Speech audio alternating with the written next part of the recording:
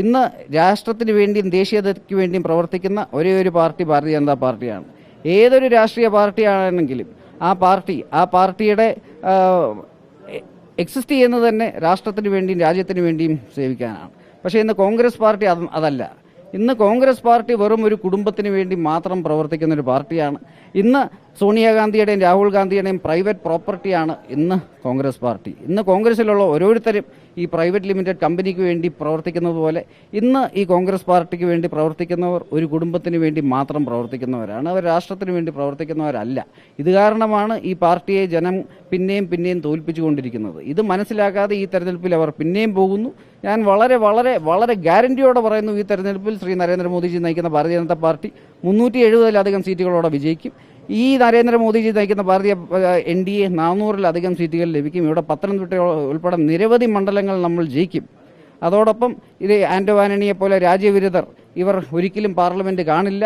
ഇന്ന് രാഹുൽ ഗാന്ധിയെ പോലെ ഗാന്ധി കുടുംബത്തിനെ പോലെ ഇന്ന് രാജ്യത്തെ ഇത്രയും നാളായി കൊള്ളയടിച്ച് ഇന്ന് രാജ്യം തിരസ്കരിച്ചവർ പിന്നെയും അവർ തിരസ്കരിക്കപ്പെടും. ഇതെല്ലാം എൻ്റെ ഗ്യാരണ്ടിയാണ്.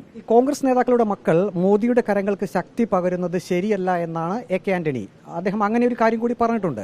ഇപ്പം മോദിയുടെ കരങ്ങളല്ലാതെ ഇന്ത്യയെ ഇത്രയും നാൾ കൊള്ളയടിച്ച ഗാന്ധി കുടുംബത്തിന്റെ കരങ്ങൾക്ക് ശക്തി പകരണോ? നിങ്ങൾ എന്താണ് പറയുന്നത്? ഇന്ന് നരേന്ദ്രമോദി ലോകത്തിലെ തന്നെ ഏറ്റവും ജനസമ്മതനായ നേതാവാണ്. ഇന്ന് ഇന്ത്യയിലെ തന്നെ ഏറ്റവും വലിയ രാഷ്ട്രീയ നേതാവാണ്.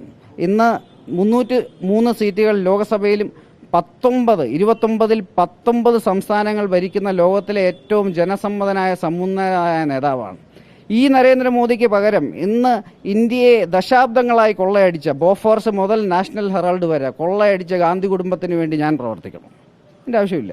ഒരു കാര്യം കൂടെ പറഞ്ഞു, KSU കാലം മുതൽ അദ്ദേഹത്തിന്റെ ഒരു ചിന്താഗതി രാഷ്ട്രീയം വേറെ കുടുംബം വേറെ എന്നുള്ളതാണ്. അതെ, രാഷ്ട്രീയം വേറെ കുടുംബം വേറെ. ഞാൻ എൻ്റെ രാഷ്ട്രീയത്തിൽ പ്രവർത്തിക്കുന്നു. അദ്ദേഹം എൻ്റെ പിതാവാണ്. എനിക്ക് ഏറ്റവും ബഹുമാനമുള്ള വ്യക്തിയാണ്. പക്ഷേ അദ്ദേഹത്തിൻ്റെ രാഷ്ട്രീയത്തിൽ എനിക്ക് യോജിപ്പില്ല.